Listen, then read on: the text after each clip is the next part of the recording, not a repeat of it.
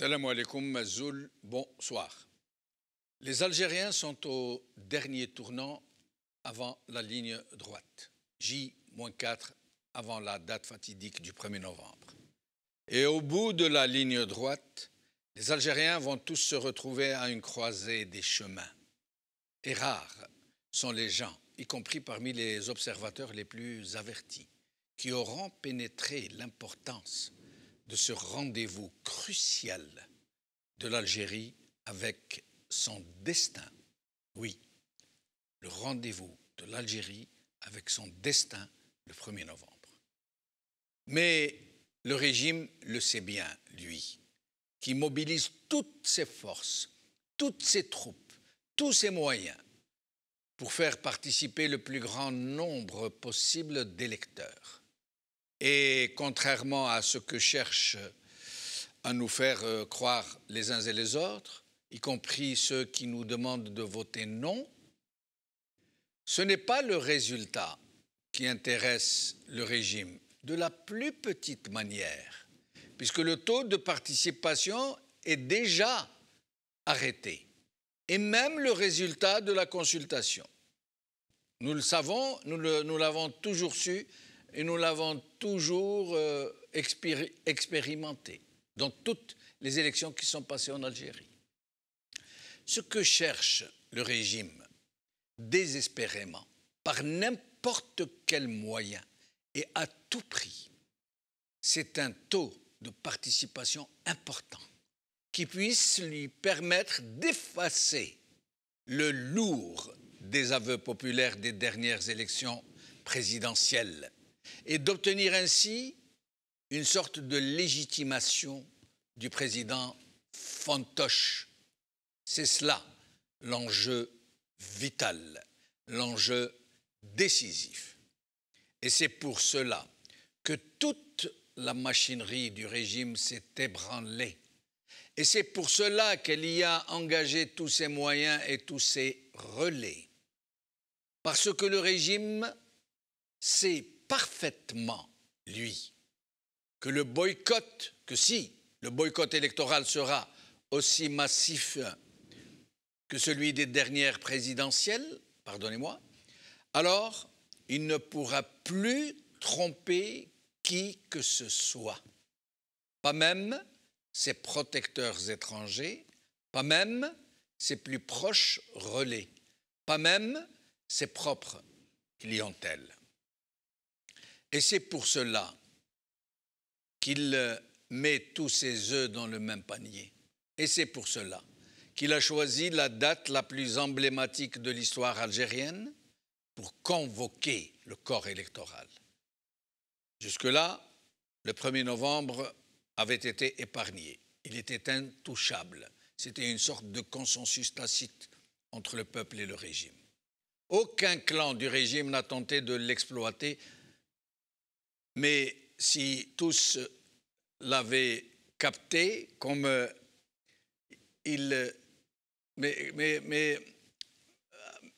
tous les clans avaient toujours fait un usage immodéré de la mémoire collective, mais pas au point d'exploiter directement le 1er novembre. Et c'est parce qu'il sait, le régime, qu'il joue l'une de ses dernières cartes, que le régime, qui n'a pas hésité à se servir de ce 1er novembre, quitte à le souiller, quitte à diviser les Algériens. Une journée de la résistance et de la libération qu'il veut transformer en journée d'abdication, de capitulation face à un système prédateur, un système illégitime qui a mis le pays à genoux, qui l'a dévasté, qui l'a pillé, qui a opprimé ses citoyens, qui les a dépouillés de leurs richesses et jusqu'à leur dignité, et nous ne le dirons jamais assez. Aujourd'hui, le pays est réellement à la croisée des chemins. Et j'aimerais, en la circonstance, vous traduire croisée des chemins en arabe, pour tenter de vous dire tout ce qui pourrait survenir de cette date désormais doublement historique. parce qu'elle a été celle du sursaut de dignité de tout un peuple, et qu'elle peut devenir encore une fois celle du refus de tout un peuple, d'abdiquer sa liberté chèrement acquise et sa dignité trop longtemps bafouée. En arabe, croisée des chemins est traduite de deux façons, avec deux sens particulièrement subtils, particulièrement significatifs. On dit multaqa at-turuq et muftaraq at-turuq, la rencontre des routes ou des chemins, la rencontre de tous les Algériens pour recouvrer leurs droits sur leur propre pays, pour tenir la vieille promesse de libération. Et muftaraq at-turuq, la séparation des routes ou des chemins, d'un peuple qui se sépare définitivement avec ceux qui l'ont fourvoyé, qui l'ont détourné, qui ont détourné le fleuve de l'histoire. Les Algériens ont rendez-vous, les multaqa at-turuq, avec leur histoire en ce 1er novembre, pour faire de cette croisée des chemins non pas la séparation des routes, mais la rencontre, la confluence heureuse de leurs beaux rêves, pour pouvoir enfin emprunter le chemin qui monte, celui qui mène aux cimes de la dignité humaine, très haut, là où languissent les promesses non tenues, où nichent les rêves de ceux qui nous ont libérés, espérances palpitantes qui vont éclore avec l'aube prochaine.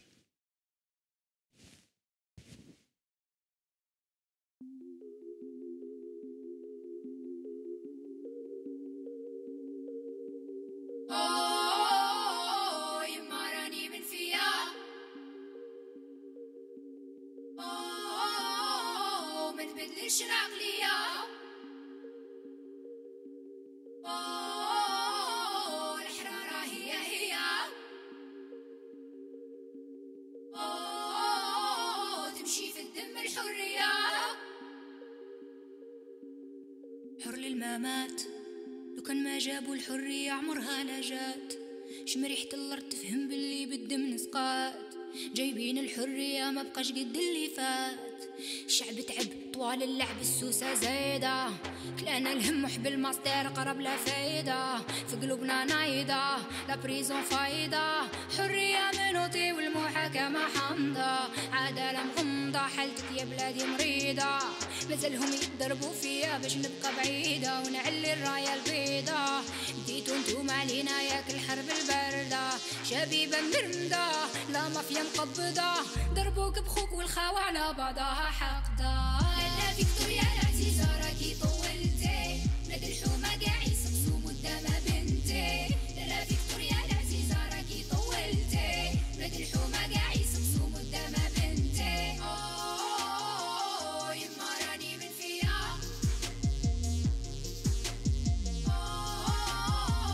ما نبدلش العقلية.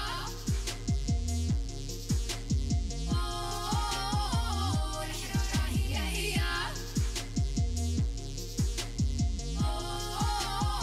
تمشي في الدم الحرية. Référendum J-4, c'est le titre de notre émission d'aujourd'hui. Et pour en parler, j'ai ici avec moi mon confrère Rassi Chaban. Rassi, merci d'être avec nous. Merci Djamaldine, bonsoir aux téléspectateurs. Merci. Alors nous allons être rejoints par Adel Jabbar, puis Youssef Ammar Khoja qui va nous rejoindre ici sur le plateau. Puis plus tard, nous aurons Zoubida Souli Hicham Khayat depuis Alger et Assia Guichoud depuis Strasbourg. Alors, Chaban, M. Tebboune avait disparu de la circulation des radars à un moment aussi crucial, l'approche de ce référendum qui est d'une importance cruciale pour le régime, puisqu'il peut être l'annonce d'un autre boycott massif, et où le régime est en train de mettre tout le paquet, vraiment tout le paquet, pour essayer de faire voter les gens, un minimum du moins. Et donc on nous disait qu'il était confiné pour cause de Covid. Mais il n'avait fait aucune apparition. Et là, voici que l'APS nous informe qu'il vient d'être évacué en urgence vers l'hôpital Ennej, l'hôpital militaire. Et juste après, curieusement, et APS nous a habitués à retirer des informations de première importance, après les avoir publiées, et là, c'est le blanc. L'APS a retiré l'information. Alors, à votre avis, votre lecture? Écoutez, ma lecture, ce qui est malheureux avec l'Algérie, encore une fois, c'est que rien n'est normal, entre guillemets. Vous voyez, tous les présidents, les chefs d'État, les députés, les stars internationales, des journalistes, des épidémiologistes, des grands professeurs ont été touchés. Ce sont des hommes et des femmes comme toutes et tous, ont été touchés par le Covid.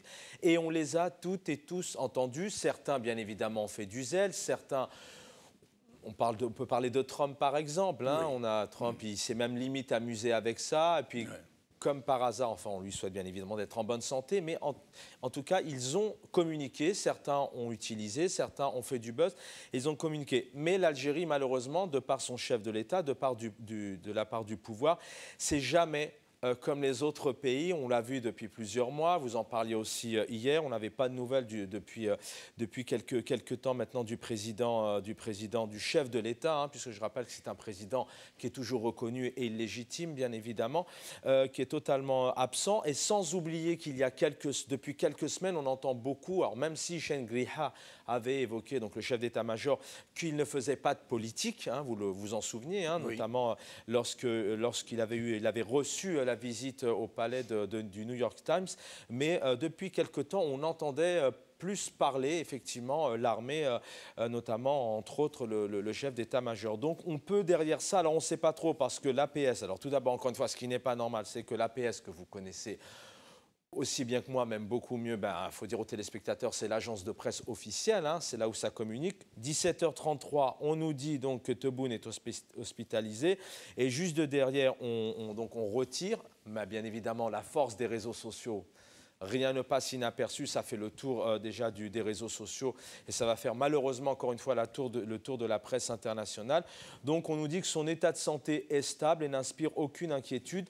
Voilà, encore une fois, malheureusement, on prend les téléspectateurs et les téléspectatrices pour des moins que rien, mais surtout, ce qui est malheureux là-dedans, c'est qu'on prend aussi les Algériens, vraiment, excusez-moi du terme, mais pour des moins que rien ou des incapables. Le président doit informer ses citoyens, ses compatriotes de son état de santé. Ça, c'est très important. Mais le fait qu'il retire, qu'est-ce que ça pourrait signifier que son état de santé se serait gravement aggravé, j'allais dire?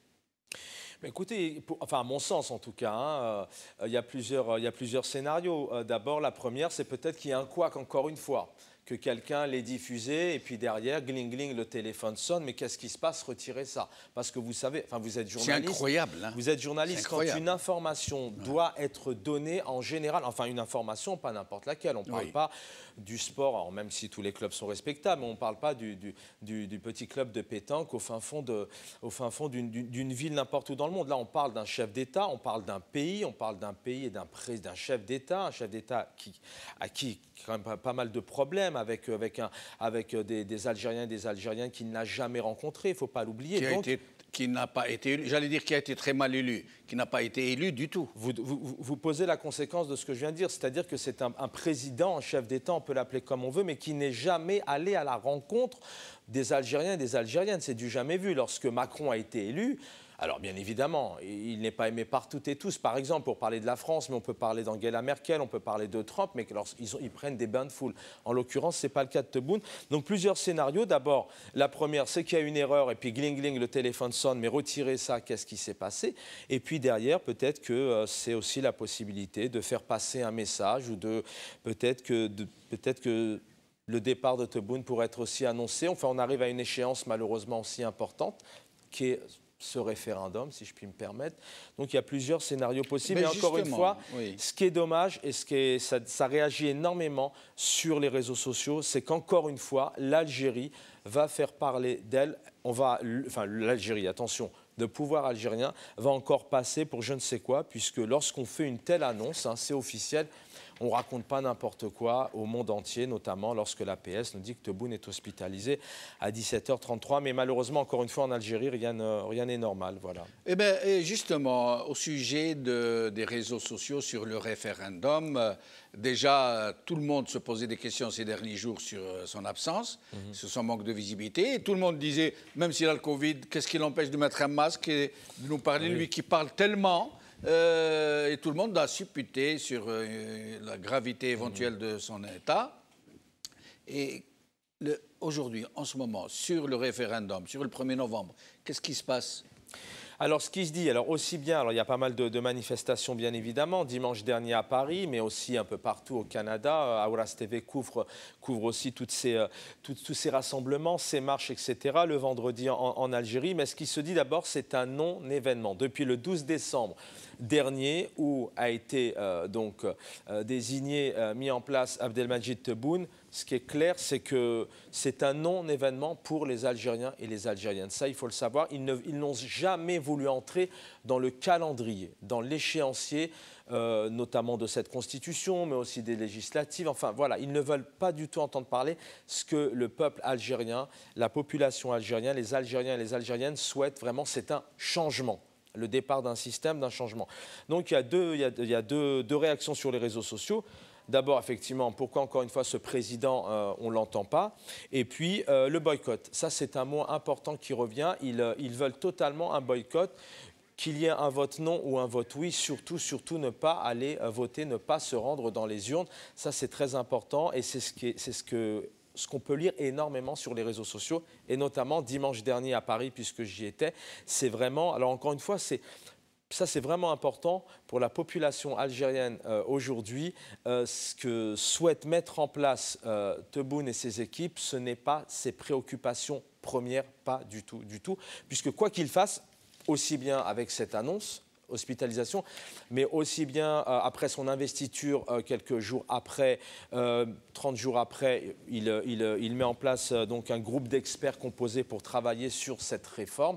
Mais le peuple algérien ne veut pas du tout entrer dans ces travaux, dans ce que souhaite mettre en place Abdelmadjid Tebboune. Donc, ce qui est simple pour dimanche, c'est qu'il y a un boycott.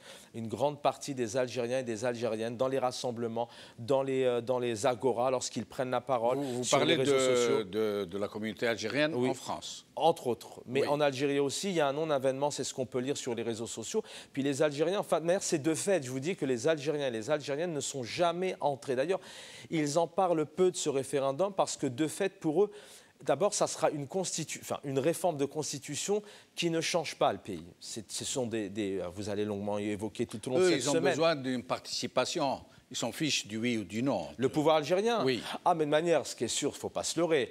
Ils ont besoin d'une simple participation. Vous savez, à 1%, à 0,4% ou à 20%, ça passera.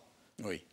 Mais ils ont besoin d'avoir du monde dans les bureaux de vote pour essuyer un peu la grande bérésina du 12 décembre. Oui, mais à mon avis, c'est échec perdu, vu ce qu'on peut lire et ce qu'on peut voir depuis plusieurs mois. Enfin voilà, on peut constater quand même que le pouvoir algérien était totalement absent, silencieux. Ce qu'on peut lire notamment sur les manifestations, c'est bientôt un an, donc 12 décembre, rien n'a changé, Tebboune devait aller à la rencontre et tendre la main au Hirak, il ne l'a jamais fait. Ce groupe d'experts pour travailler, donc ce sont des experts juridiques ou des professeurs, on n'a jamais fait appel au pouvoir, on n'a jamais tendu aussi la main à certains partis, en tout cas. Enfin, par contre, il y a eu beaucoup de répression. Et ça, et beaucoup d'emprisonnement, beaucoup d'incarcération. Et je rends aussi hommage, bien évidemment, il y a une centaine aujourd'hui recensées par le comité, notamment national pour la libération des détenus. Il y a une centaine de jeunes, de Hirakis, de femmes et d'hommes qui sont emprisonnés aujourd'hui. Ça, c'est ce qu'a mis en place, effectivement, Tebboune depuis un an. C'est ce qui est réellement décrié sur les réseaux sociaux. Chaban Qassi, merci beaucoup. À la prochaine, alors. À bientôt. À bientôt, Chaban. Alors, nous allons recevoir Adel Jabbar depuis le Canada. Adel Jabbar, analyste politique. Merci d'avoir accepté notre invitation. C'est moi qui te remercie. Bonjour à vous tous sur le plateau, à notre peuple à l'étranger et surtout en Algérie. Merci. Alors, d'abord, à chaud, comme ça, Adel Jabbar, ce communiqué de l'APS qui nous informe que M. Tebboune a été évacué vers Ain Naja. Et on imagine que si on nous dit qu'il a été évacué, c'est que son cas s'est aggravé, alors qu'il n'avait fait déjà aucune apparition, même avec le masque. Et là, c'est incroyable. Ils nous refont le coup qu'ils nous avaient déjà fait après cette affaire d'ONU. Ils retirent le communiqué. L'APS, agence presse service, l'agence officielle de l'Algérie, qui nous annonce que le président a été évacué à l'hôpital militaire et qui retire le communiqué. Quelle lecture pouvez-vous en faire, Adel Jabbar? Il n'y en a absolument aucune. L'APS est dans son rôle de ne jamais produire l'information. C'est comme la Pravda, c'est la langue de bois. Elle est au service du régime. Les gens qui y travaillent reçoivent des coups de téléphone, des ordres, des communiqués qui sont élaborés, écrits et fabriqués dans les officines qu'on connaît. Et puis l'APS est là juste pour les diffuser. Dans un régime aussi opaque que celui de ce régime-là, le secret est devenu un culte. Et le mensonge est devenu un dogme. Et les règlements de compte politiques sanguinaires sont une pratique tout à fait normale avec ce régime-là. Est-ce que vous m'entendez? Très bien, Adel Jabbar. OK. Donc, pour revenir à ce communiqué-là qui a été diffusé puis retiré, ce n'est pas la première fois qu'on a l'habitude de ce genre de situation. Maintenant, il y a plusieurs versions. Pour moi, c'est qui est faite. Tantôt, les Bandissia, Novembaria, les turéfères du régime sont en train de dire Tebboune est tombé volontairement malade pour ne pas recevoir son petit-fils, le ministre de l'Intérieur français, afin de ne pas prendre position concernant tout le Bataclan qui est en train d'être fait en France à cause des caricatures du prophète, parce qu'il ne veut pas se positionner. D'ailleurs, l'Algérie ne s'est pas positionnée, elle ne s'est pas manifestée, elle n'a fait absolument aucun communiqué. Ceux qui... Si à travers, je ne sais plus, à travers le ministère des Affaires religieuses, à travers le... Oui, il ne représente rien. Oui, si, il y a un petit communiqué comme ça. Mais ce n'est pas à lui, traditionnellement. Bien sûr, évidemment, mais oui. Le ministère des Affaires étrangères. C'est pour la destination locale, pour la destination, exactement. La consommation domestique. Comme il nous a dit, celui qui votera suivra les voies du prophète. C'est la même chose.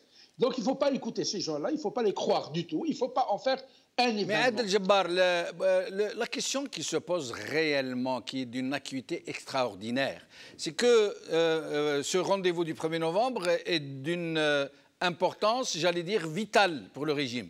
Si les Algériens refont le boycott du 12 décembre lors des dernières présidentielles, c'est un peu comme si le Hirak ne s'était jamais arrêté, et c'est au contraire comme s'il s'était multiplié.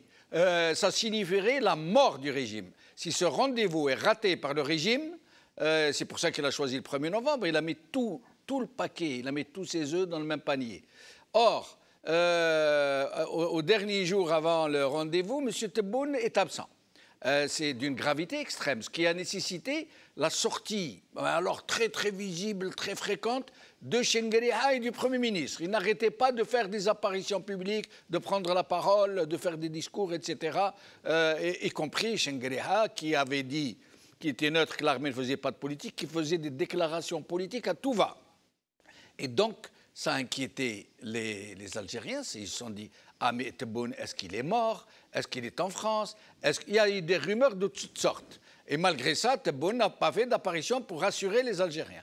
Et là, on nous dit qu'il a été évacué en urgence à Ain Naja, l'hôpital militaire, et même pas 30 minutes après, le communiqué est retiré. Ça veut dire qu'il se passe vraiment quelque chose. Et si c'est le cas, vraiment, ça veut dire que ça chauffe très sérieusement pour le régime, et toutes les spéculations sont désormais possibles. Toutes les spéculations. Maintenant, les Algériens, à défaut d'être informés, ils ont le droit de se poser toutes les questions et d'émettre toutes les suppositions. Je vais reprendre un propos ou une formule qui me plaît beaucoup, qui a été inventée par les jeunes Algériens. Aïwa. C'est comme ça que disent les jeunes. Les Algériens ne se posent plus de questions. Les Algériens sont cohérents avec eux-mêmes. Le 12-12, il y a eu un coup de force qui a désigné ce monsieur-là à la tête d'un État fantoche qui ne représente absolument rien. Les Algériens ont répliqué à la hauteur de leur grand génie pour dire donc c'est clair, les Algériens ne s'attendent plus à un événement. Les Algériens ne reconnaissent pas ce régime dans leur immense majorité. Et le 1er novembre, date du référendum, nous en avons tellement parlé et nous avons tellement dit des choses qu'aujourd'hui, c'est un non-événement. Notre vie, notre regard, notre opinion sur ce régime-là n'a pas changé depuis le 12-12. Elle ne changera pas non plus après le 1er novembre. Le 1er novembre, comme vous le disiez tout à l'heure, Maqta' Toroq, c'est un carrefour où, en principe, il devrait y avoir une jonction entre le gouvernant et le gouverné. Malheureusement, ce carrefour-là va dans deux sens, pas dans quatre sens. Le pouvoir ou le régime illégitime est en train d'aller à gauche, comme il n'a jamais cessé de le faire, et nous sommes en train d'aller à droite. Nous n'allons jamais nous rencontrer avec ces gens-là, tant et aussi longtemps que l'illégitimité, le coup de force prime. Tout le monde sait que c'est quelqu'un qui ne représente strictement rien, sauf le quarteron de généraux, la vingtaine de généraux qui l'ont intronisé. On a bien vu que sans Tebboune, le régime fonctionne, puisque le véritable président de la République démocratique, militaire et dictatoriale, en l'occurrence Chingriha, fait des apparitions au niveau de la télé, il donne des cadeaux à des lauréats du baccalauréat, au niveau de la présidence, et donc pour nous ça ne change rien. Tebboune, s'ils l'ont caché ou s'ils l'ont soutiré comme ça de façon, pour des raisons que nous ignorons, est-ce pour susciter la compassion et la pitié des Algériens? Tebboune ne représente rien pour nous. C'est un gars qui nous a fait tellement de mal que là ou ailleurs, il ne représente rien pour nous. Donc, ce 1er novembre-là, ils vont le passer comme ils l'ont déjà fait. Ils vont traficoter comme ils n'ont jamais cessé. Oui, mais Adel Jabbar, eux, ils sont en train de mettre le paquet. Pourquoi? C'est évident pour tout le monde, hein, tout le monde l'a compris. Oui. Ils sont en train de mettre le paquet pour faire voter des gens. Ils sont en train de mettre le paquet, notamment sur les régions de, comme ils disent eux, là où il y a des zones d'ombre, les régions du pays profond, là où les populations sont otages des potentats locaux, du FLN, du RND, des Arochia, des Zawiyat. Ils veulent qu'il y ait du monde dans les bureaux de vote parce qu'ils ont besoin que leur télévision filme des gens dans les bureaux de vote, contrairement au 12 décembre où il n'y avait personne. Donc quand M. Tebboune arrive, qui dit « je suis le président le mieux élu depuis l'indépendance » et que derrière, il n'y a que des bureaux de vote vides d'électeurs, c'est difficilement convaincant. Alors, ils ont appris la leçon, ils se sont dit « non, maintenant, cette fois-ci, d'accord, on va bourrer les urnes, mais il nous faut un minimum de gens dans les bureaux de vote. » Et ce n'est pas les militaires, comme on a fait la dernière fois, même s'ils votent 2 fois, qui vont pouvoir remplir les bureaux de vote. Donc il va falloir mettre le paquet, rallier toutes les clientèles, tout le monde pour faire voter les gens, quitte à les ramener par camion, mais il faut du monde dans les bureaux de vote. Or, si il n'y a pas de gens à ce deuxième rendez-vous, créé de toutes pièces et qui n'a pas hésité à utiliser le 1er novembre, ils vont être mal. À plus forte raison que s'il s'avère que leur Tebboune est très malade ou qu'il a trépassé, là, ça pourrait faire repartir une sorte de Hirak virtuel, même si les gens ne sortent pas de chez eux. Je vais vous dire une chose. Les Algériens ou le peuple algérien a toujours été dans le Hirak. Les insurrections n'ont jamais cessé depuis 1830 jusqu'à maintenant. En 1962, il y a eu le départ d'une armée coloniale et un renouvellement d'un bail de colonisation avec une autre armée coloniale venue des frontières. Donc, ceux qui sont... la peur est dans leur camp. Je vais vous dire une chose. Les Algériens, aujourd'hui, n'ont aucune peur. Ils ont tout à gagner parce que ce qu'ils vont gagner, c'est un pays que la mafia, le régime illégitime leur a confisqué pour en faire une propriété privée depuis 1962. Donc si peur il y a, elle est de l'autre corps, elle est de l'autre bord, elle ne nous concerne pas du tout. Pour nous, nous allons nous réveiller le 2 novembre. Nous aurons le même idéal de liberté, d'indépendance. Le Hirak est intact, c'est un état d'esprit, c'est une opinion sincère. Donc la lutte continue. Je vous ai dit un jour, et je le redis encore, la révolution n'est pas un calendrier, ce n'est pas un contrat à durée déterminée. Nos aïeux et nos ancêtres ont fait pendant 130 ans de la résistance jusqu'au moment où ils ont pensé avoir libéré. Ils ont libéré le pays, mais ils n'ont pas libéré l'homme parce qu'il y a eu des bandits qui sont venus en 62 et qui ont privatisé cette indépendance pour eux. Donc, faire passer leur constitution, parce que c'est la leur, ce n'est pas la constitution du peuple. Le peuple n'est en rien concerné par ce gribouillis, par ce torchon qu'ils ont amendé pour faire de Tebboune un empereur de droit divin avec aucune imputabilité sur le plan de la gouvernance et de la gestion. Mais Tebboune lui-même n'est qu'un petit pantin que les généraux qui étaient derrière. Le mérite de cette révolution, de cette jeunesse formidable, c'est d'avoir enfin pu tirer le rideau sur la mafia, sur le cabinet noir qui s'est toujours caché derrière ce rideau depuis 1960. Et restez avec nous, Adel Jabbar, pardon de vous avoir interrompu. Assia Geshoud est avec nous. Assia Geshoud, merci d'avoir accepté notre invitation. Bonsoir à vous, merci de m'avoir invité. Salam alaikum, Azul Fellaouen. Salam, Ahmatullah, Azul Fellak. Alors, je rappelle que vous êtes une activiste connue au Hirak, et je rappelle, en l'occurrence, et c'est vraiment la circonstance pour le rappeler, que la fameuse lettre que vous aviez fait remettre à l'ONU, à Bruxelles, hein, je vais pas, à Genève, je ne vais pas dire Bruxelles cette fois-ci, voilà. Alors, rappelez-vous que l'APS avait publié un communiqué.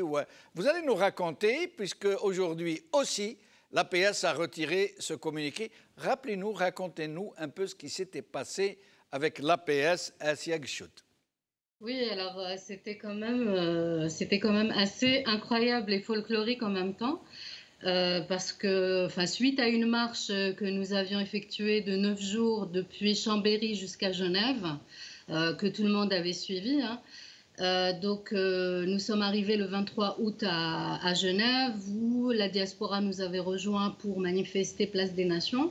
Et le lendemain, c'était d'ailleurs le but de notre marche et de notre venue à Genève, nous sommes allés remettre une lettre au Commissariat des droits de l'homme à Genève. Et donc, à la suite de cette remise de lettre, c'était une lettre, quelques jours après, je crois que c'était 2 jours après, l'APS a écrit un article en disant que cette plainte avait été rejetée par l'ONU, par un organe d'ailleurs qui n'existe même pas au sein de l'ONU. Ils ont inventé, donc il s'appelait comment déjà ce fameux monsieur qui était censé travailler à l'ONU, j'ai oublié, voilà, c'est quelqu'un qui n'existe pas en tous les cas.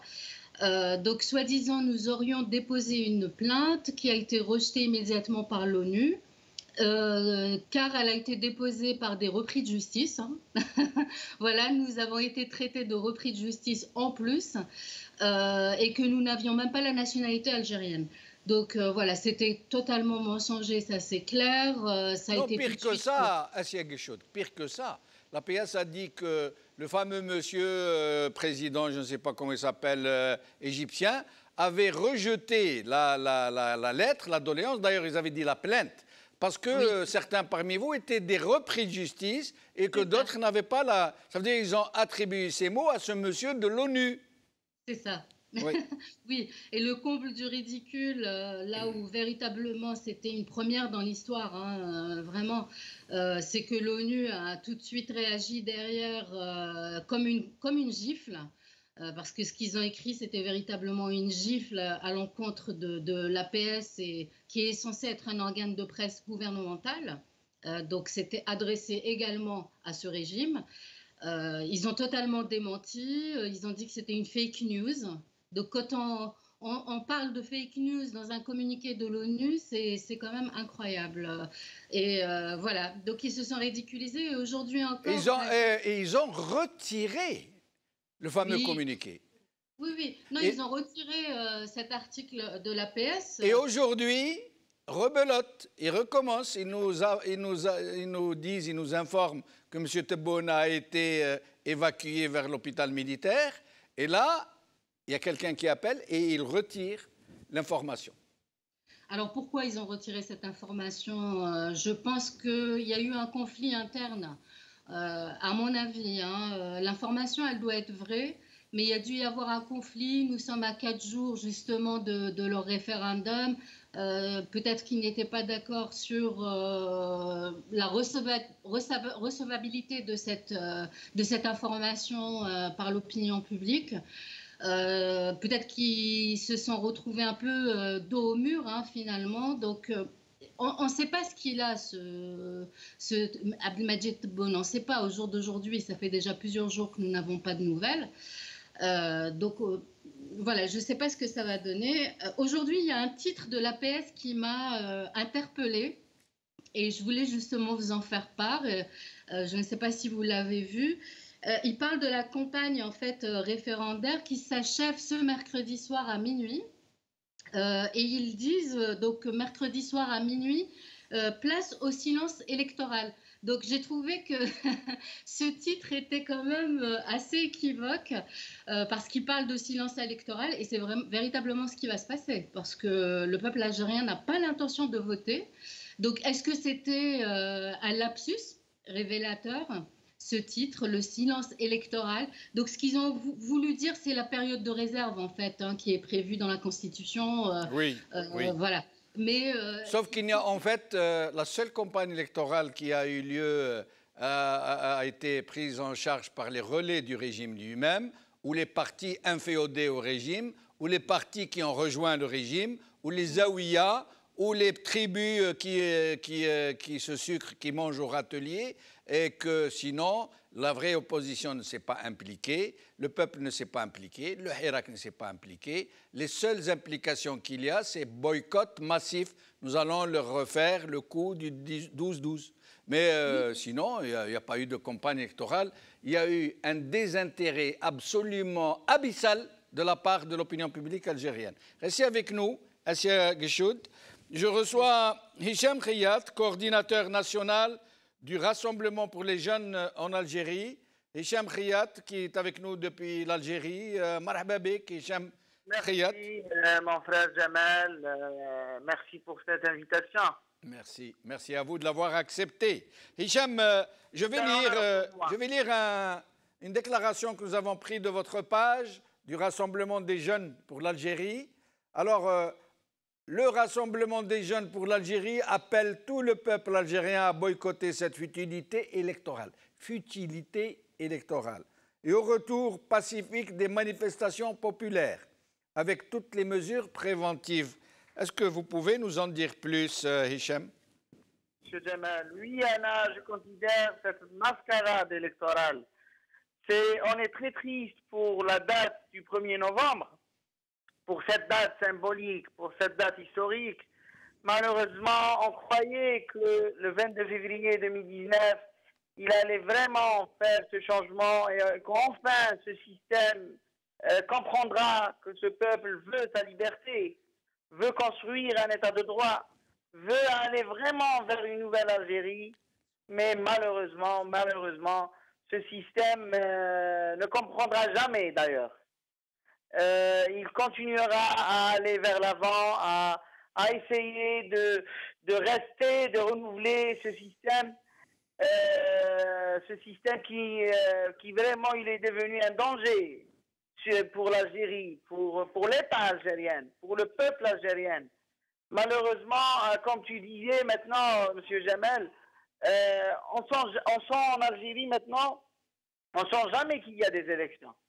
Vraiment, cette fois, c'est plus grave que 12-12.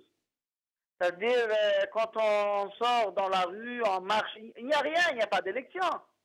Il y a seulement une mascarade Et le régime qui parle de maintenant, aujourd'hui, à minuit, commence le silence électoral, zama, comme dans toute république, fin de la campagne électorale, alors que le peuple, il s'en fiche éperdument. Moi, j'ai toujours dit qu'on vit en Algérie dans un concept comme si on avait un État, comme si on avait un gouvernement, comme si on avait un président, comme si on avait des institutions. Et ça fait vraiment mal. Ça fait vraiment mal quand on essaie toujours d'utiliser les dates symboliques, historiques, révolutionnaires pour imposer un tel régime vraiment défaillant sur le plan économique, sur le plan politique, sur le plan culturel. Ils sont en train d'essayer de tuer l'espoir dans les cœurs des jeunes. Mais malgré tout ça, on a cet espoir que cette révolution va continuer et va réaliser ses objectifs. Il faut seulement y croire. Et on croit en Algérie, moi personnellement, dans mon mouvement, on croit que ces jeunes vont construire vraiment une nouvelle Algérie. Alors, pour nous, c'était clair. Notre position, c'est de bricoter cette mascarade électorale et de sortir pacifiquement dans les rues, de revenir en force dans tous les wilayas, en dessous des différentes idéologies. Et vous dites avec toutes les mesures préventives, qu'est-ce que ça veut dire? Ça veut dire maintenant, on est conscient quand même qu'il y a cette épidémie, on ne peut pas nier, mais en contrepartie, on a toujours dit que ce système utilisera tout, les vivants, les morts, la maladie, l'épidémie, pour se régénérer. C'est pour cela qu'on dit qu'il faut quand même prendre des mesures, d'essayer de faire les bavettes, de mettre des bavettes, essayer de faire tabac tuya, pour quand même qu'on donne cette photo que ce peuple, il est quand même conscient, il est responsable. Mais en contrepartie, il est serein, il veut vraiment faire ce changement et aller vers vraiment une nouvelle Algérie comme il l'a voulu les martyrs et les jeunes du 22 février 2019. Restez avec nous, Hicham, je reviens à vous dans un moment. Nous avons Zoubida Assoul, présidente de l'UCP, Zoubida Assoul, avocate et présidente de l'UCP. Marhaba bik, Zoubida Assoul, merci d'avoir accepté notre invitation. Bonsoir Jamal, merci à vous. Bonsoir. Et bonsoir à tous vos invités. Merci. Alors, Zoubida Assoul, d'abord l'événement le plus marquant de cet après-midi, après la disparition très commentée de M. Tebboune ces derniers jours. Voilà qu'on apprend qu'il a été évacué en urgence vers l'hôpital militaire de Ain Naja. Et puis, quelques minutes plus tard, l'APS, rappelons l'agence officielle algérienne, retire le communiqué, ça, tout simplement, comme si de rien n'était. Alors, quels sont vos commentaires? Je ne sais pas si ça nécessite le fait en lui-même un commentaire, parce que la pratique du pouvoir, on la connaît depuis 10 lustres. C'est un pouvoir qui ne sait pas communiquer, donc il est toujours dans l'opacité. Et bien entendu, quand il est dans l'opacité, il ouvre toutes les voies et toutes les portes aux manipulations, à la désinformation, et par la suite, il se plaignait.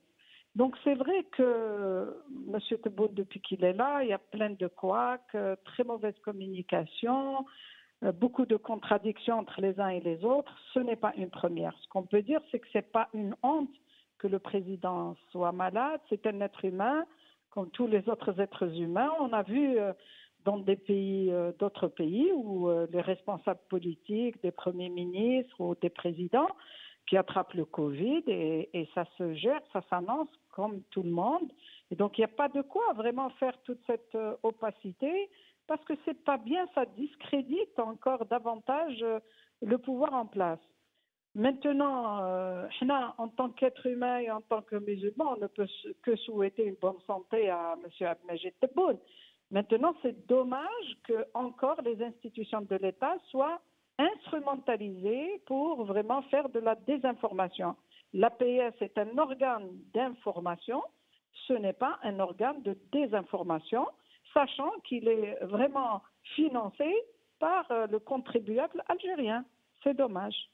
Mais Zoubida Assoul, vous imaginez bien toute la détresse du régime algérien. Il a mis tout le paquet, il a mis tous ses œufs dans le même panier, celui du 1er novembre. Il a choisi cette date sacrée que personne jusque-là n'avait profanée. Aucun clan du régime depuis 1962 ne l'avait utilisé, alors que tous les clans du régime sont connus pour ne se refuser aucune exploitation de la mémoire collective. Ce régime est tellement dans l'impasse qu'il s'est cru autorisé donc à se servir de cette date pour mobiliser les Algériens, pour les envoyer au bureau de vote pour qu'il y ait un peu de visibilité d'électeurs, contrairement au 12-12. Or, non seulement M. Tebboune n'a pas fait d'apparition publique depuis plusieurs jours, ce qui a suscité vraiment un tohu-bohu incroyable, des rumeurs à peine imaginables. Certaines parlent même d'un état comateux. Et là, alors comme vous le dites, il aurait pu apparaître sous son masque, comme M. Trump, comme d'autres premiers ministres de pays étrangers. Du Royaume-Uni. Voilà, absolument au Royaume-Uni.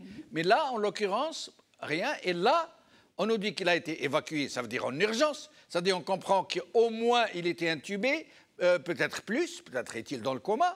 Et le fait de retirer ce communiqué laisse comprendre que ce régime est traversé par des querelles intestines et plus encore par une véritable panique. Alors, d'après vous, est-ce que cette histoire va influer très négativement ou non sur la suite des événements, surtout sur les élections du 1er novembre?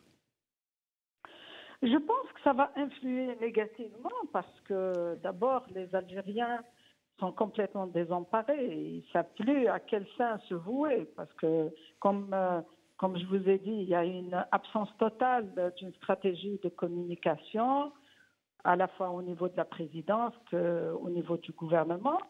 Et il y a aussi une instrumentalisation, malheureusement, qui est surtout animée, je pense, par beaucoup d'excès de zèle et aussi par le manque de centres de décision. Parce que quand vous avez des gens du même système qui sont toujours là, ils ont toujours le réflexe du système, c'est d'aller rapidement enlever des communiqués, alors que ça rajoute du discrédit à la fois sur l'État, sur l'organe lui-même. Maintenant, sur le fait lui-même, moi je pense que choisir le 1er novembre, ça a été une erreur stratégique. À mon avis, ce n'est pas du tout dans l'intérêt du pouvoir parce que le 1er novembre, quand même, est une date historique sacrée dans la mémoire collective algérienne, mais comme vous l'avez si bien dit, même au sein du pouvoir lui-même, malgré toutes les contradictions, les courants qui le traversent, jusque-là, personne n'a jamais osé ramener un amendement de la Constitution qui pourrait être tout à fait ponctuel et qui pourrait d'ailleurs, peut-être pas dans très longtemps, faire l'objet d'un autre amendement. C'est-à-dire que sacraliser un amendement de la Constitution avec un candidat qui vient d'arriver ou un président qui vient d'arriver, c'est vraiment une faute grave, à mon avis. En plus, je pense que le 1er novembre, on n'a pas le droit, historiquement, on n'a pas le droit politiquement d'en user et d'en abuser au point de le lier à un amendement de la Constitution ou un référendum.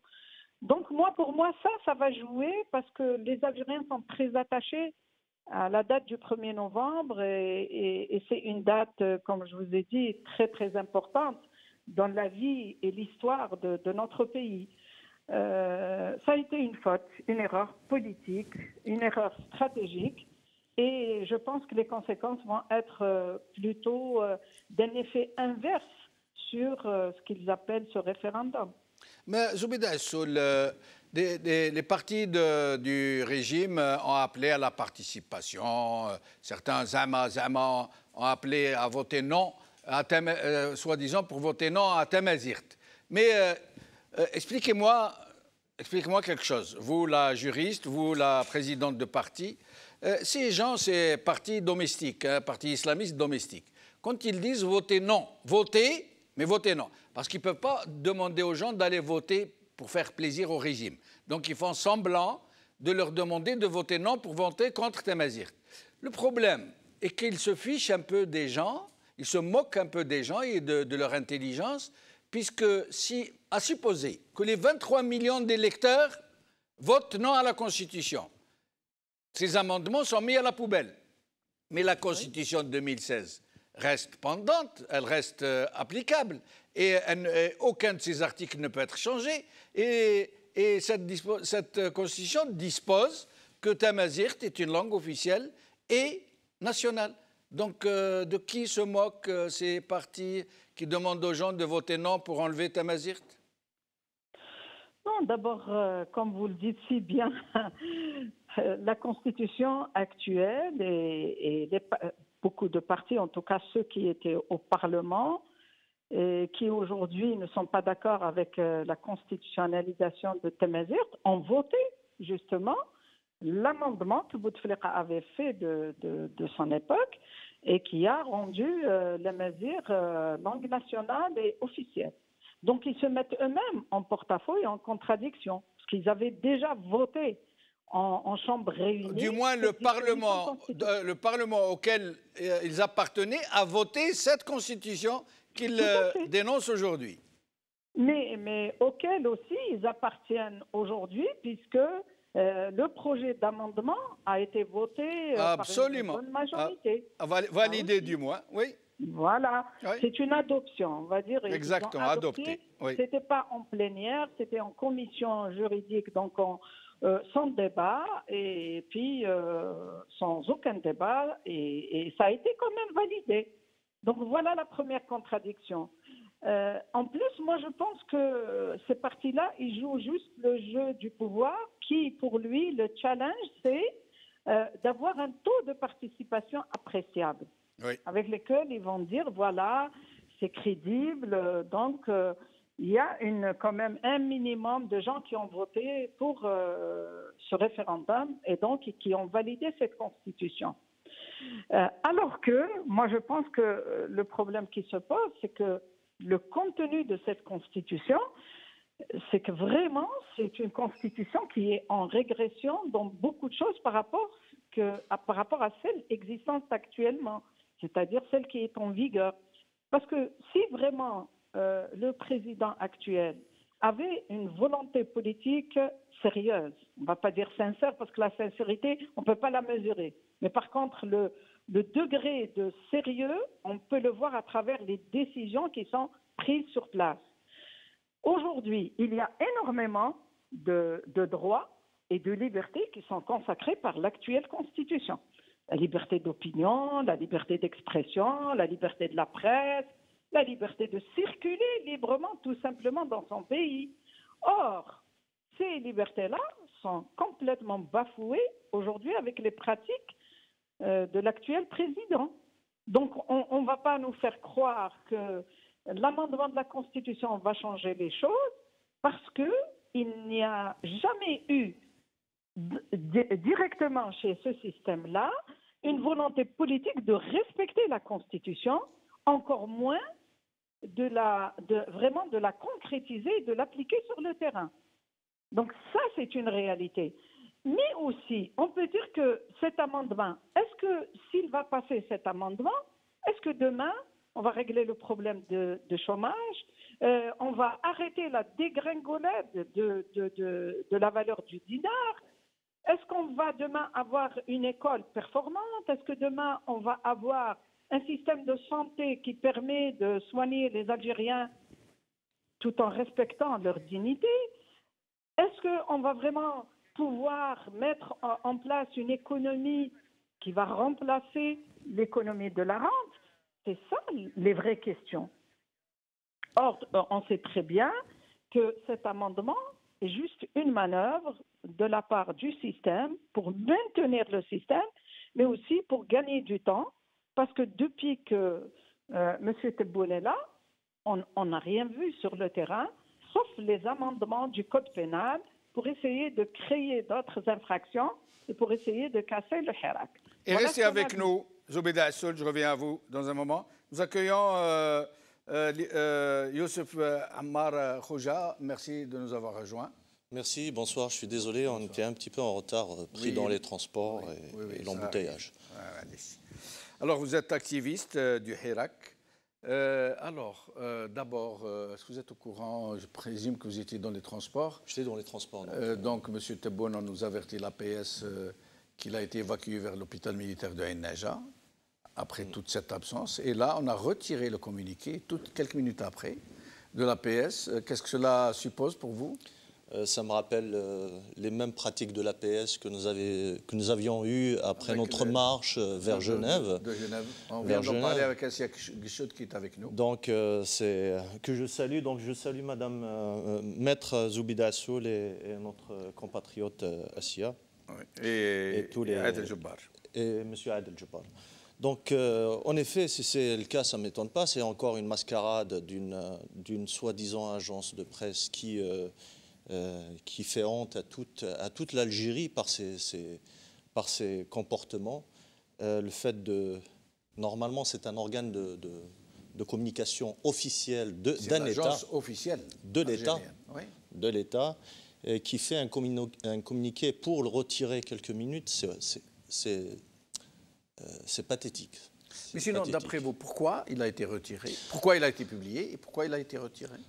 Donc c'est juste une analyse parce qu'on ne connaît pas les coulisses de cette histoire.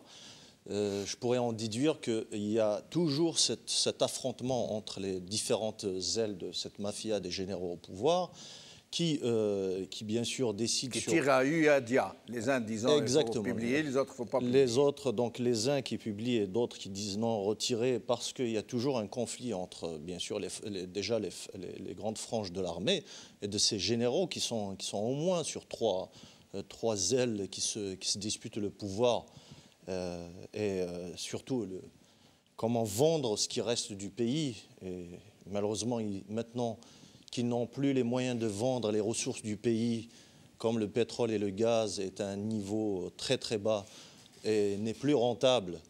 Et malheureusement, nous assistons à la vente du sang des Algériens.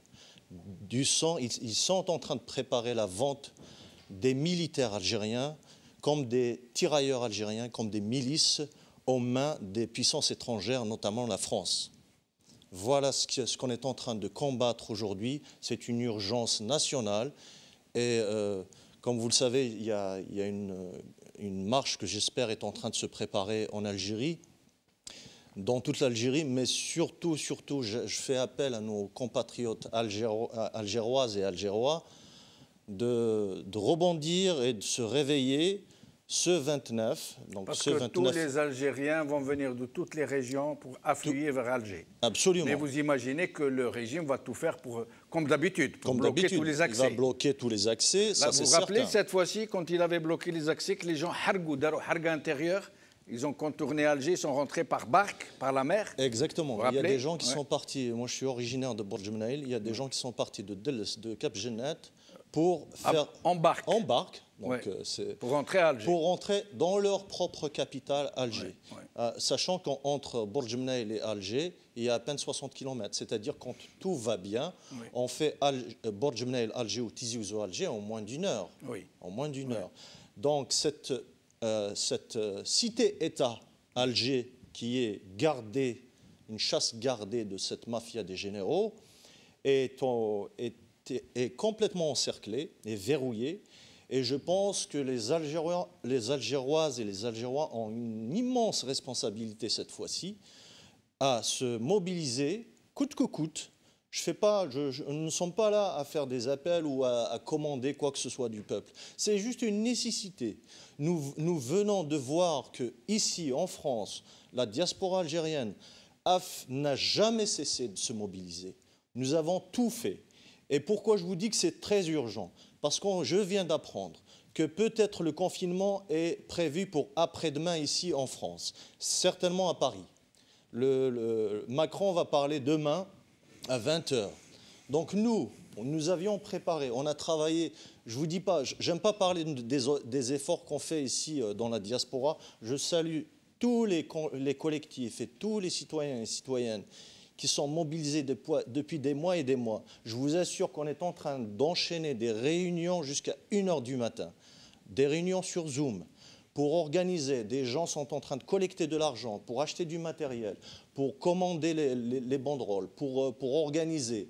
Pour, bien sûr, on a aussi ce qu'on appelle, il y a certains qui m'ont appelé le démineur, il y a beaucoup de nos compatriotes qui font que les petites intoxications, qui font que certains attaquent les autres.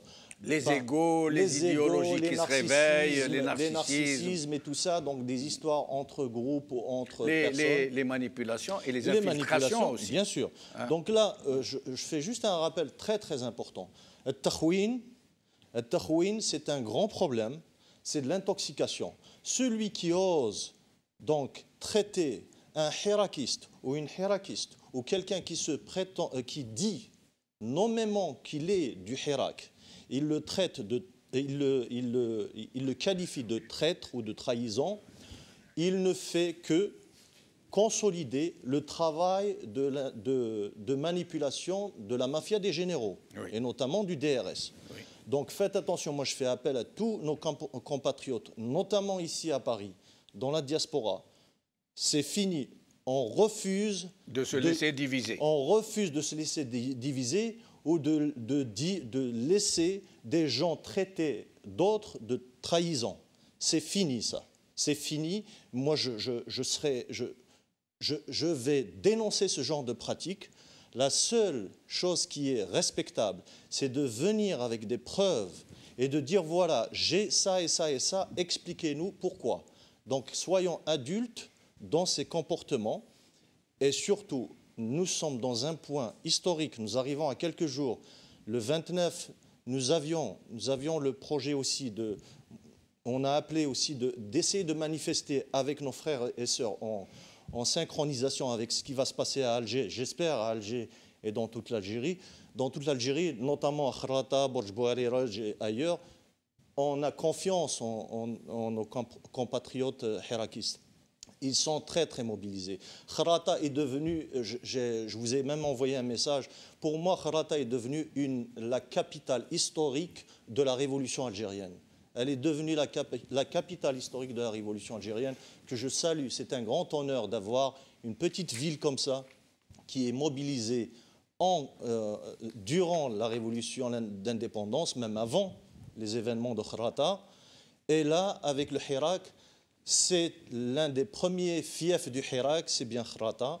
Et en ce moment, nous l'avons vu ici sur Auras TV plusieurs fois, la population de Khrata, elle est très très mobilisée.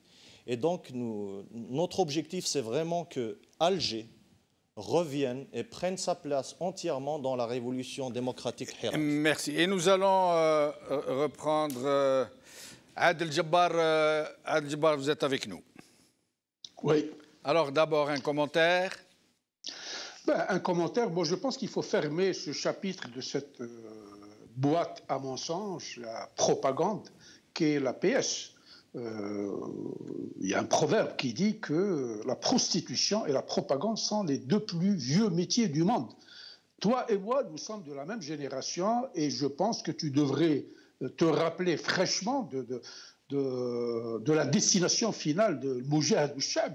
C'était la pêcherie, c'est pour aller empaqueter sardines. Et les Algériens de notre époque disaient « Moujahid Bouchab ». يتحمل ويقدر يهز ملايين تاع الأكذوبة بصح il n'est pas capable de contenir 1 kilo de sardines. Donc ils sont dans le mensonge et dans le déni. Maintenant, pour revenir à cette date du 1er novembre, dans un petit genou qui habite le kibbutz du Club des Lapins est venu nous dire que c'est la première fois depuis 62 que nous allons constitutionnaliser cette date. Moi, je réponds à ce petit genou-là et à tous comment dirais-je, à tous les servants du régime que c'est une grande trahison. Je vais contredire un petit peu Youssef pour lui rappeler que cette constitution n'est pas l'émanation du peuple. C'est une équipe qui l'a rédigée à la demande de généraux et de Tebboune.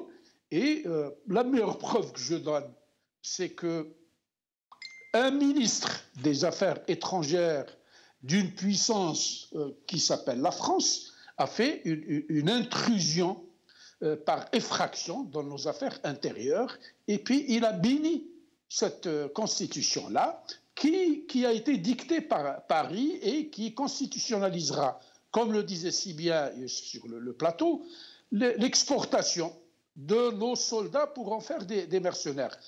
Pour revenir à cette question de maladie de Tebboune qui a disparu des écrans radars, pour moi, ce n'est pas du tout un événement. Le gros événement pour moi de la semaine a été le procès injuste de Karim Tabou, ce grand homme, ce grand militant de la liberté, de la démocratie et de l'indépendance, cet enfant du peuple. Donc c'est ça l'événement pour moi. Pour moi, Tebboune est un clandestin, sans papier, qui est venu, il a été imposé par des gens. Je voudrais encore rentrer en contradiction avec Mme Assoul, pour qui et pour laquelle j'ai un gros respect. Moi, personnellement, je n'ai aucune compassion pour Tebboune. Je suis musulman, pratiquement, je n'ai aucune compassion, ni pitié pour Tebboune. Ma compassion et ma pitié vont à des victimes, pas à des bourreaux. Ma compassion va à Brahim l'ami. Ma compassion va à nos jeunes qui ont été arrachés à leur famille et qui ont été mis en prison injustement pour avoir dit « nous nous sentons mal ». Ma compassion va à nos enfants qui meurent par dizaines et par centaines dans la Méditerranée. C'est là où va ma compassion. Mais je ne peux pas, moi, compatir avec un bourreau. Il est venu, il y a eu, depuis le 23 décembre 2019, il n'y a jamais eu autant d'emprisonnement, d'incarcération, d'arrestation et d'Algériens, de citoyens algériens que sous Tebboune. Depuis 1962, on n'a pas vu cet acharnement contre la liberté des citoyens. Donc, Tebboune et ses généraux ne représentent rien pour nous. Encore une fois, je vous dis, le 2 novembre, nous allons nous réveiller parce qu'ils vont faire passer leur simulacre de constitution, mais c'est une constitution qui ne les concerne qu'eux-mêmes. Pour nous, elle ne représente rien. Rien ne changera à notre regard, à notre attitude, à notre opinion sur ce régime illégitime et notoirement criminel. C'est tout. Donc, et je reviens à vous, Adel Jabbar, dans un petit moment. Nous allons regarder, avant de revenir à Assia Gueshoud, nous allons voir que ce régime fait feu de tout bois.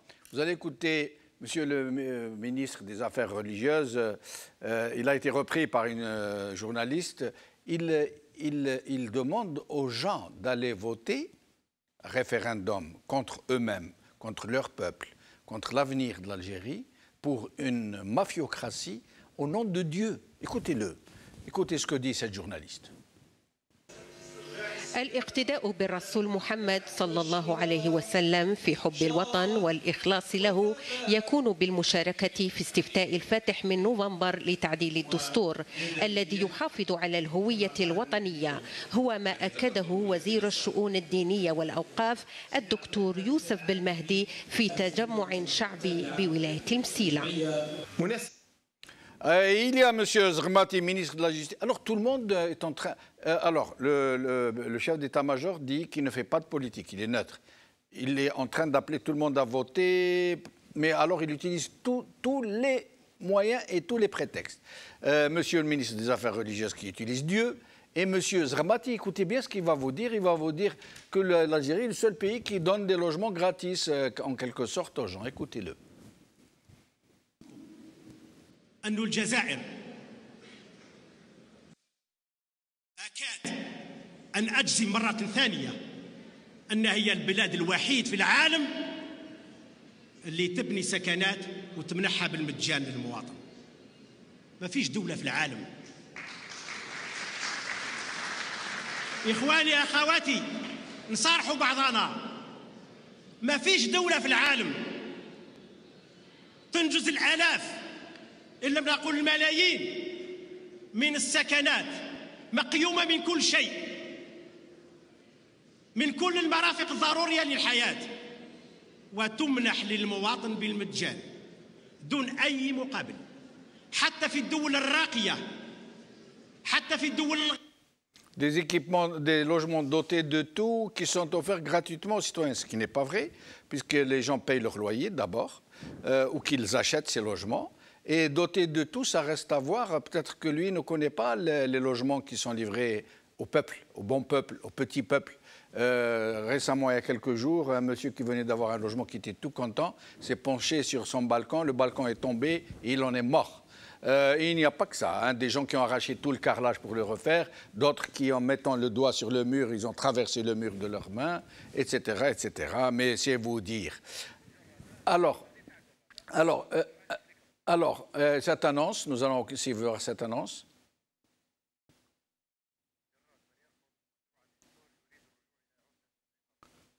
Voilà. من يرفض مشروع الدستور يريد الرجوع إلى عهد العصابة. Voilà. Alors, mais il n'y a pas que ça. Ils sont tous en train de dire des choses comme ça. Chengueria a battu le record des déclarations en tout genre puisqu'il dit aux militaires, lors d'un déplacement, il leur dit: écoutez bien, la Constitution n'a pas encore été votée, le référendum n'a pas encore eu lieu.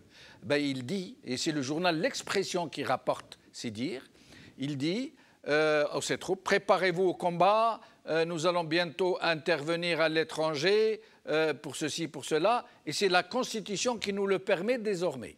Il n'a pas dit c'est la Constitution qui pourrait nous le permettre, qui va nous le permettre. Non, non, qui nous le permet déjà. Ça veut dire le vote est déjà arrêté, les chiffres, le résultat, oui, et tout, et tout. Voilà. Alors, Assia Geshoud,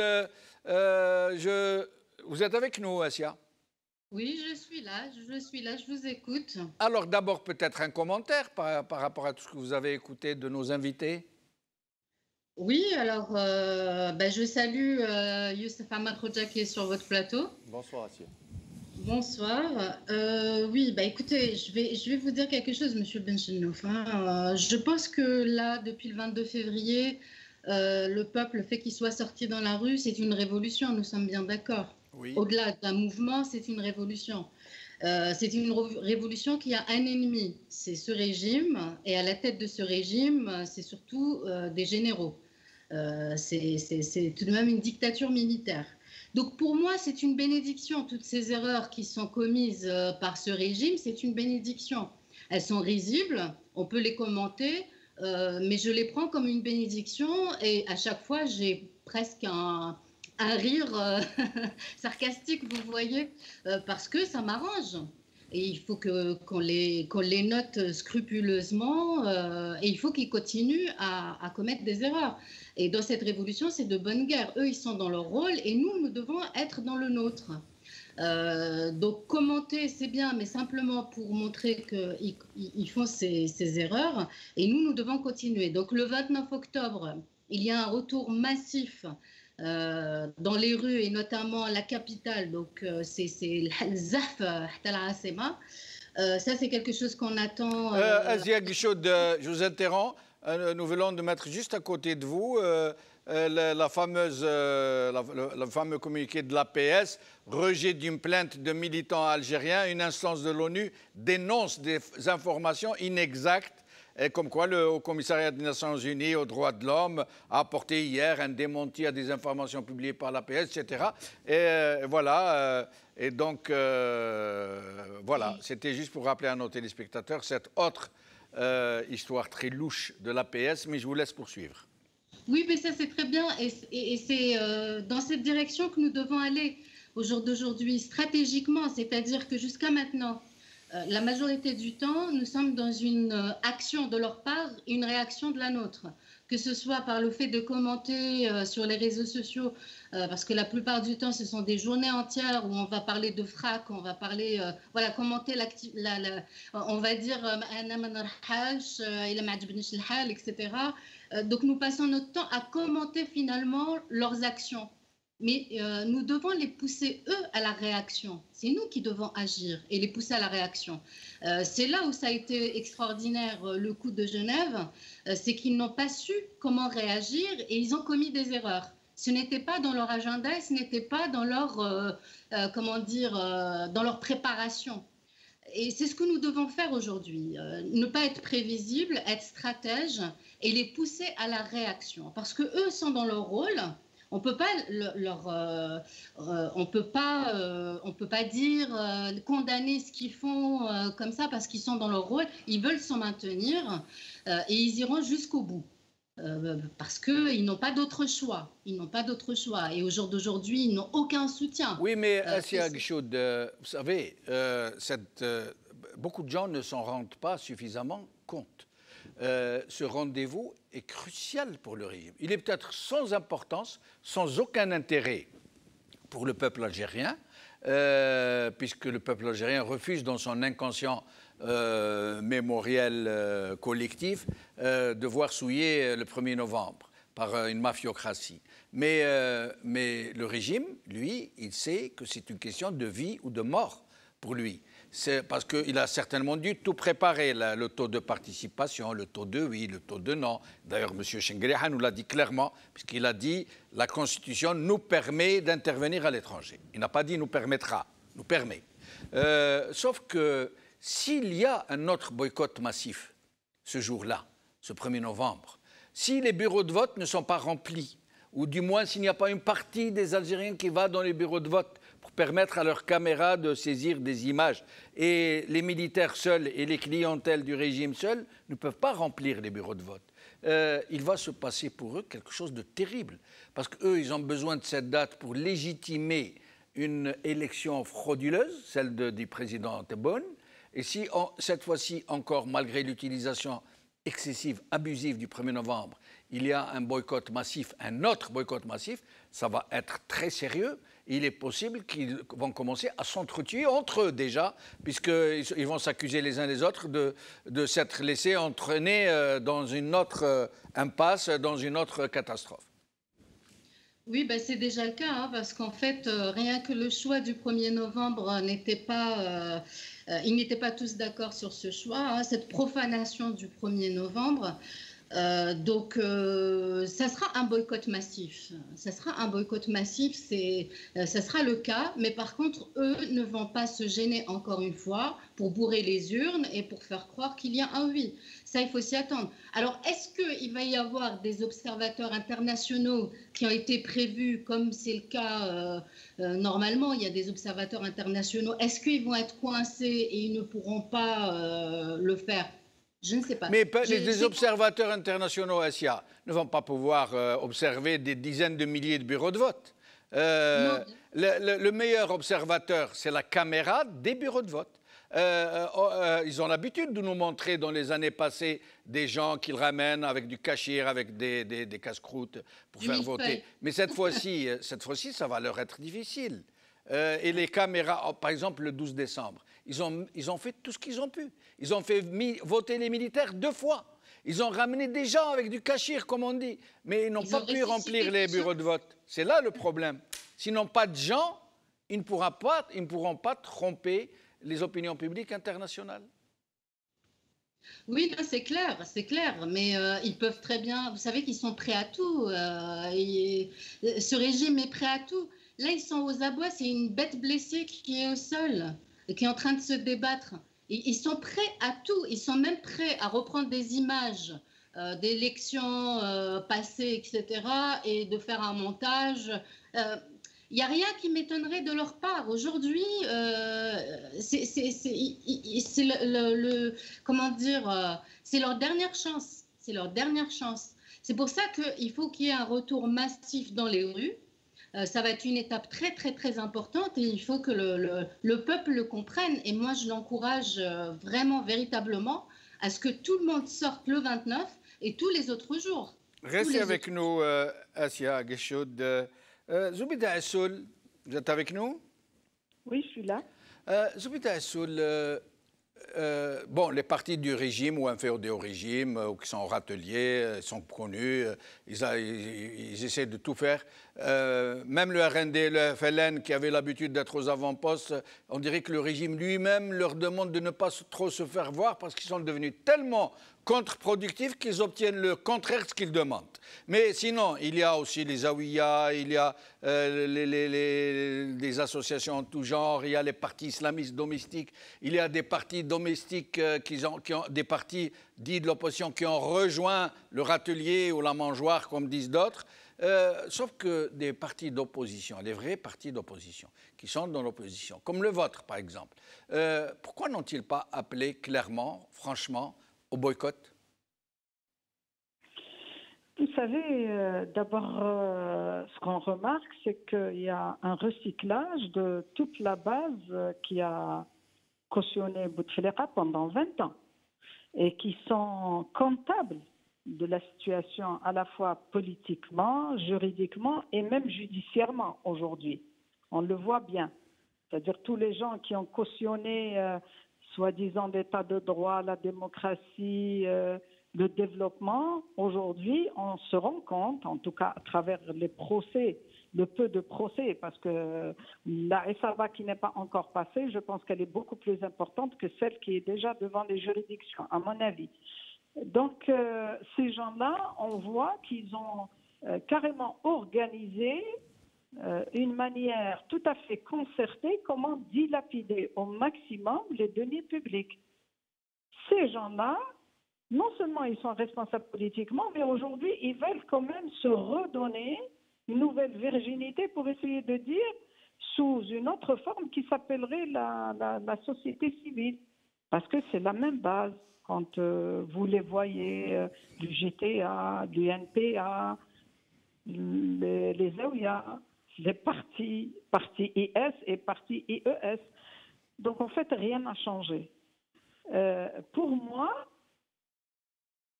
ça n'a rien changé dans le sens où les mêmes bases, les mêmes hommes même, les mêmes pratiques, les mêmes manœuvres sont là.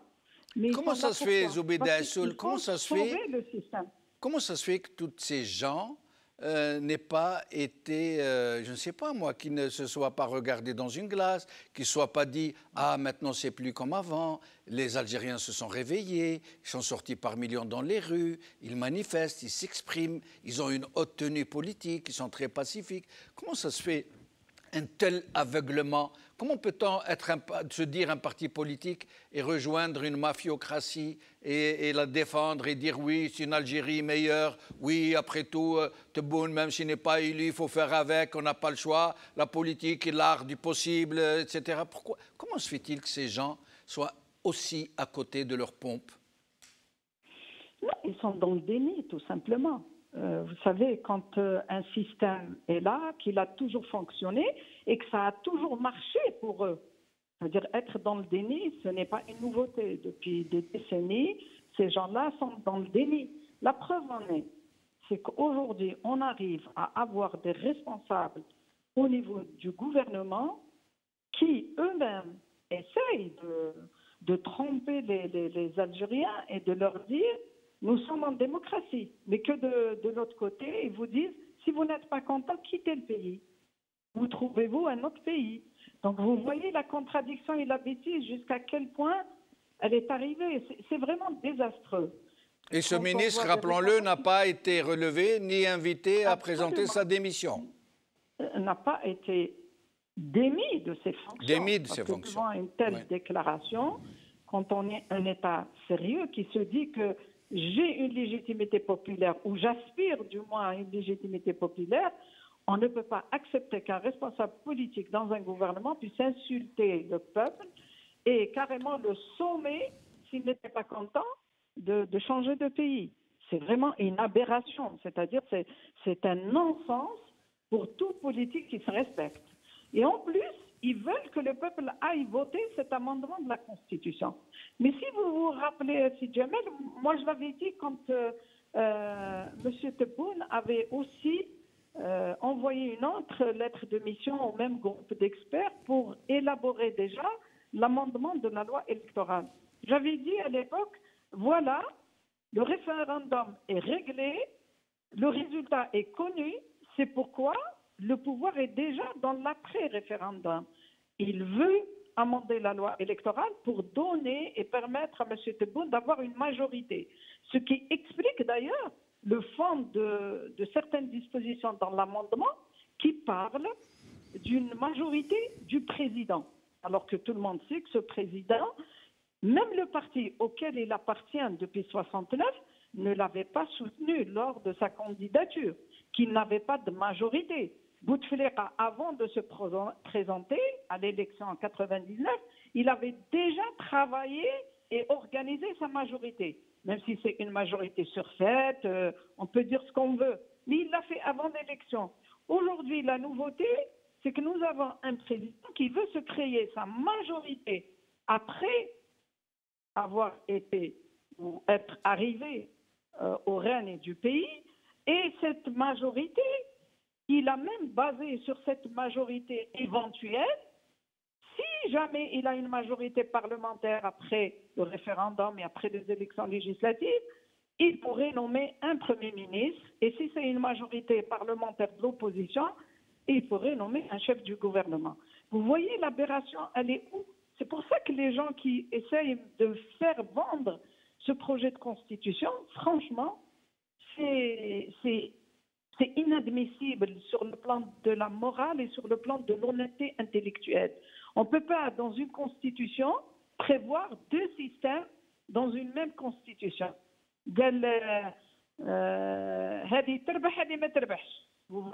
Vous voyez un peu... Riri, qui m'a dit c'est pas normal, parce que dans une constitution... أو قالها الوزير تاعهم هذاك يا أخي لو مينيستر دي كوميرس لو غادي لا دي فراك ما فراك نقفلوا عليهم اللعب يموت لهم الدوبل سيس بين يديهم. Ben voilà. Vous voyez un peu le niveau, franchement, de la... comment dire Zoubeda Assoul, restez avec nous. Je reviens à vous dans un dernier tour de micro pour vous demander comment voyez-vous l'avenir après le 1er novembre, selon vous. Nous allons demander ça à tous nos invités qui sont avec nous ce soir. Mais avant, je reviens d'abord à Hicham Khiyat. Hicham, vous êtes avec nous, Hicham? Oui.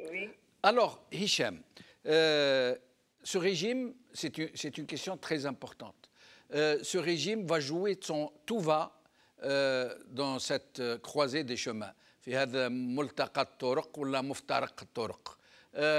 va jouer réellement son avenir. Tout le monde sait que s'il y a un vrai boycott aussi massif que celui du 12, ce régime va être très mal. Sans Irak, il ne va pas pouvoir s'en sortir. D'après vous, quel est l'état des lieux au sein du régime? Est-ce que l'armée ne contrôle plus aussi bien la situation? Est-ce qu'au sein de l'armée, il y a des tiraillements?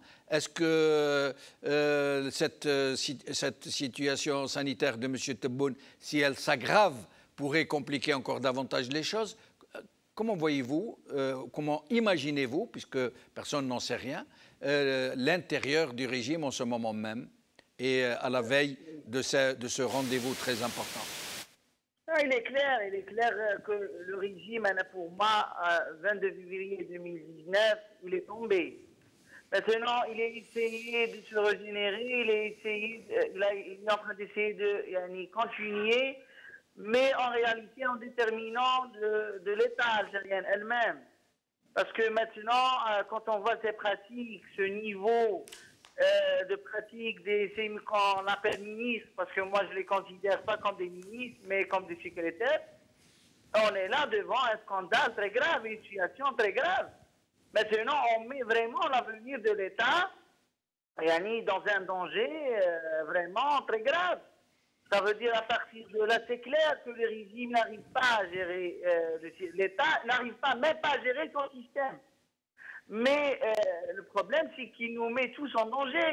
Il met l'État, il met la sécurité de l'Algérie en danger. Il est en train de vendre l'Algérie. On a vu la loi financière, la loi de gaz de schiste. Ça veut dire maintenant, quel est le prix de cette mascarade? Quel est le prix vis-à-vis de l'étranger? Qu'est-ce qu'il va aussi vendre ce système pour avoir la visibilité internationale? Et cela, c'est des questions qu'on doit vraiment penser.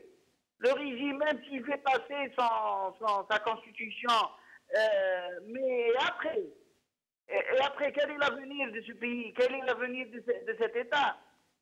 Et pour cela, je pense que même nous, les hirakistes, les révolutionnaires, les militants, les politiciens, on doit vraiment penser, on doit vraiment avoir des idées après cette mascarade, quel que soit le résultat. Et c'est clair, le résultat, comme tu disais, M. Djemel, le monsieur parle qui va sortir, faire la guerre à l'extérieur, alors que même pas la Constitution n'est pas encore en vigueur. C'est-à-dire on comprend qu'ils n'ont pas besoin d'élections. Ils n'ont jamais cru au peuple. Ils n'ont jamais cru aux élections. C'est des gens qui font des mascarades, qui continuent d'essayer de nous faire vivre comme j'ai dit Alors c'est pour cela, je dirais que même nous, on a des responsabilités.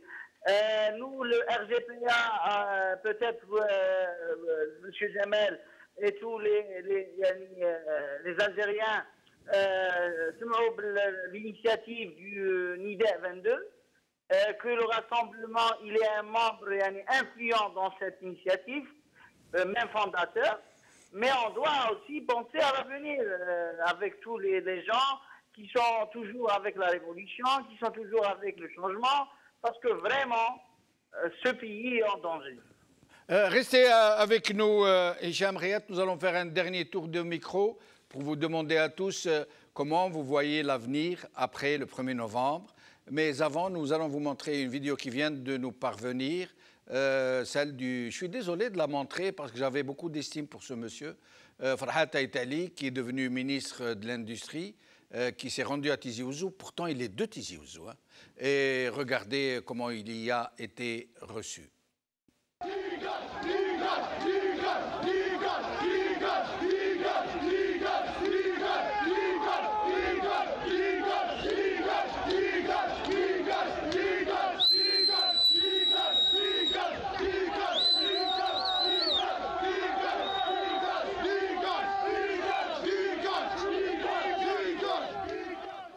Alors, Youssef Ammar Khouja, en moins d'1 minute et demie, comment voyez-vous l'avenir après le 1er novembre? Moi, je vois que l'avenir, c'est au Hirak. L'avenir, c'est que nous allons gagner parce que les fondamentaux de la justice et l'humiliation qu'a subi notre peuple, ce sont toujours les mêmes effets qui sont là. Donc, tant que cette mafia des généraux n'a pas cédé, et moi je les appelle à annuler le référendum constitutionnel, à écouter les ordres du peuple, qui sont les revendications du Hirak. C'est la seule solution, c'est la seule issue. S'ils veulent vraiment rester dans ce pays et continuer à vivre comme des citoyens algériens, et de continuer peut-être à construire avec le peuple algérien une démocratie, c'est le seul moyen, c'est de céder et de se mettre à table avec le peuple, sans intermédiaire, ni tebboune, ni aucune autre façade. Le peuple n'exigera que de trouver une solution directement avec l'armée.